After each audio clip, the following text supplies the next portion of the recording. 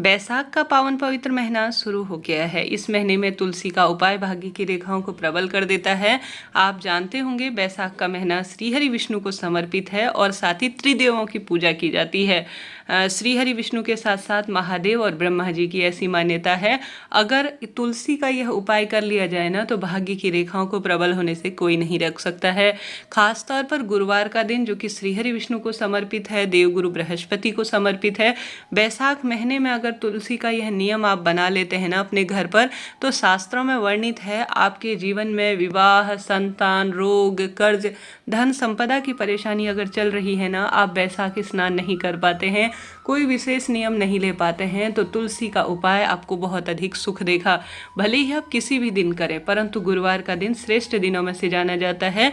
आप उस दिन नियम बांध लेते हैं या किसी अन्य दिन, आपके जीवन में कल्याण होना निश्चित है। देवी लक्ष्मी के स्वरूप में घर घर में वास करने वाली तुलसी अपने आप में अद्भुत कही गई है। और साथ ही आप सभी जानते होंगे इस महीने ब्रह्म मुहूर्त में स्नान ध्यान की महत्वता है। सूर्य नारायण की पूजा करने के बाद तुलसी माँ की विशेष पूजा अर्चना की जाती है। पीपल सींचन का बहुत अधिक इस महीने महत्व है। श्री हरि विष्णु की विशेष सेवा अर्चना, महादेव की शिवलिंग में कच्ची मिट्टी की अर्थात जो मिट्टी का पात्र होता है उससे जल का सींचन भाग्य की रेखाओं को बदल कर रख देता है। आप जानते होंगे साल भर में 3 माह ऐसे होते हैं जिनमें स्नान ध्यान पूजा श्रेष्ठ मानी जाती है। माघ का महीना, कार्तिक का महीना और बैसाख का महीना शास्त्रों में पूर्ण रूप से लिखित है, वर्णित है। महिला पुरुष नियम भी लेते हैं। कहा जाता है गृहस्थ जनों के लिए अगर बैसाख महीने में, क्योंकि सरल होता है नियमों का पालन करना, बहुत श्रेष्ठ होता है।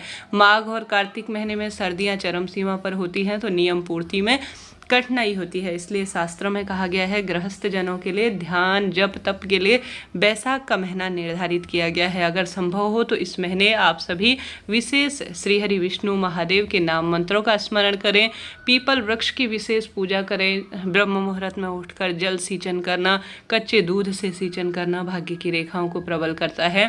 साथ ही बैसाख महत्व को सुनना और विशेष तौर पर नाम मंत्रों की जो है जप की महत्वता इस महीने बताई गई है। साथ ही इस महीने ठंडी वस्तुओं का दान करना, जैसे छाता हो गई, कूलर, पंखा, जलदान की इस महीने इतनी महत्वता है ना, यह पूर्वजों को भी सुख प्रदान करता है और साथ ही हमारे जो है कई जन्मों तक जो है पुण्य को संचय करता है, ऐसा शास्त्रों में वर्णित है।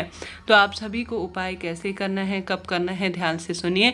इससे पहले भी चैनल पर वीडियो आ चुके हैं जिसमें बैसाख महीने में किए जाने वाले 3 उपाय मैंने करके दिखाए हैं, क्योंकि मैं स्वयं करूंगी तो आपके लिए भी वह उपाय मैंने बताने का सही समझा, तो आप सभी के लिए वह उपाय और वीडियो महत्वपूर्ण रहेंगे, उन्हें देखिएगा।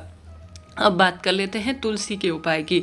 इन उपायों को आप किसी भी दिन कर सकते हैं इस बैसाख के महीने में, कोई दिक्कत नहीं है।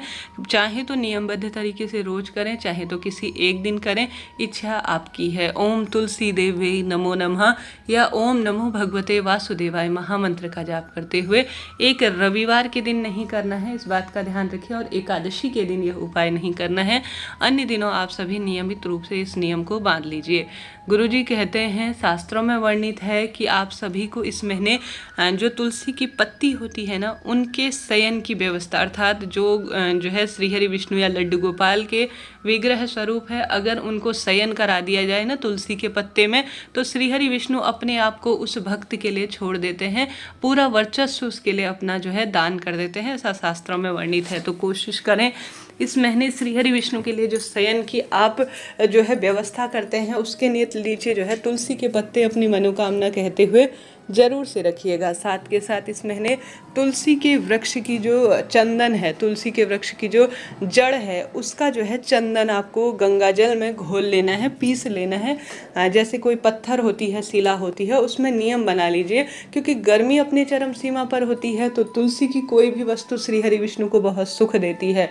अगर आप इस नियम को बांध लेते हैं, या जो है आप सभी आवश्यक रूप से तुलसी में, जैसा मैंने शुरू में ही बताया, आप सभी को विशेष तौर पर स्नान इत्यादि से निवृत्त होना है, सूर्य नारायण भगवान को जल अर्पित करना है। सूर्य नारायण भगवान के जल में आप सभी को आवश्यक रूप से थोड़ा सा जो है कुमकुम समर्पित करना है, लाल फूल डालकर समर्पित करना है, और साथ ही उसके बाद आपको तुलसी पूजा करनी है। तुलसी पूजा में यह कार्य जैसे शुरू में ही विदित कराया, रविवार को ना करें और आप जो है एकादशी के दिन ना करें। नियम बांध लीजिए कि तुलसी की जड़ में आप सभी को इस बैसाख महीने में तुलसी देवी नमो नमः या तुलसी माता के किसी भी सरल मंत्र का जाप करते हुए आपको कच्चा दूध समर्पित करना है और स्वयं तुलसी की मिट्टी को मस्तक पर धारण करना है। नियमित रूप से यह आप सींचन का नियम बना लीजिए कि कच्चा दूध और आपको जल समर्पित करना है ताकि वंश में वृद्धि हो। साथ ही पीपल वृक्ष की जड़ में भी कच्चा दूध और जल समर्पित करने से भाग्य की रेखाएं प्रबल होती हैं। तुलसी माता और पीपल वृक्ष की जड़ में नियमबद्ध तरीके से लंबी बत्ती का या गोल बत्ती का, जैसे कि लंबी बत्ती लक्ष्मी देवी को समर्पित है और जो है पीपल और जो तुलसी है उसमें श्रीहरि विष्णु का भी वास है, तो आप गोल बत्ती का भी प्रयोग कर सकते हैं आज के दिन।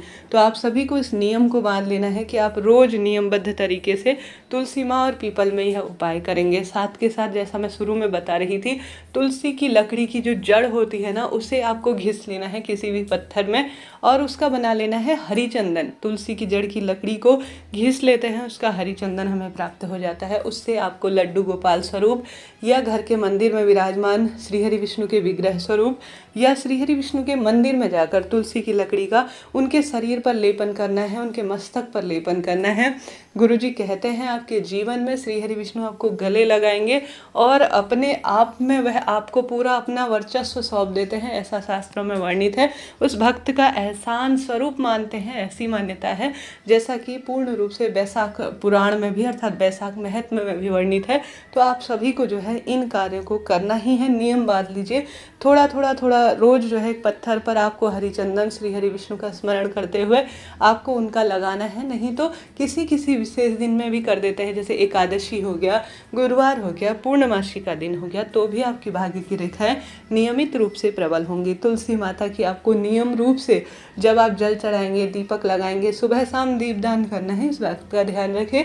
आप जो है एक कच्चा सूत लेकर या कच्चा सूत नहीं भी ले सकते हैं पीपल वृक्ष और तुलसी माँ में, तो अपने हाथों को करबद्ध कर कर, अगर तुलसी माँ में पीछे से घूमने की जगह नहीं है तो अपने ही स्थान पर आपको परिक्रमा 7 लगानी चाहिए।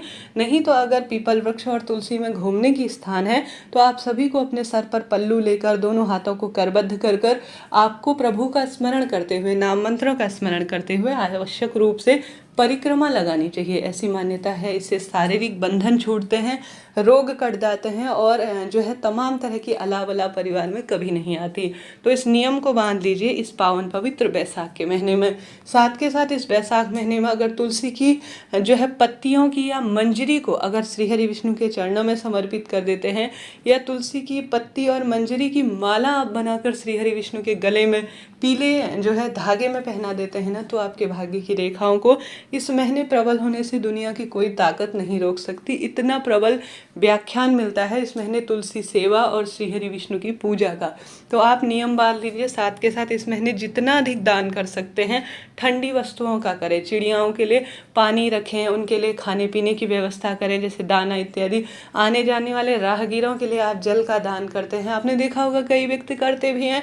और कूलर, पंखा या ठंडी जो वस्तु होती है ठंडक देने वाली, उनका आप ज़्यादा से ज़्यादा किसी मंदिर में दान करें। किसी मंदिर में यह व्यवस्था करते हैं तो आपके लिए और आपके पितरों के लिए भगवान जो है स्वयं ही व्यवस्था कर देते हैं।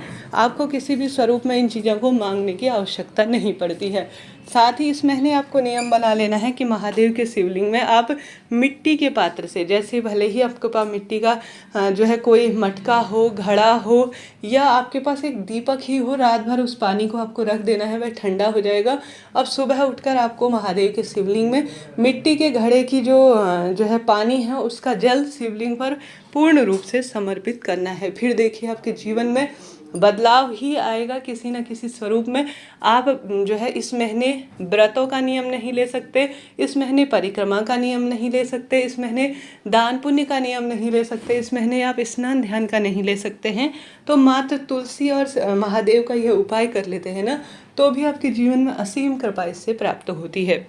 इस तरह से यह जानकारी थी। वीडियो उचित उपयोगी रहते हैं तो लाइक करें, शेयर करें, सब्सक्राइब करें। कमेंट्स में हर हर महादेव, ओम नमो भगवते वासुदेवाय लिखना ना भूलें।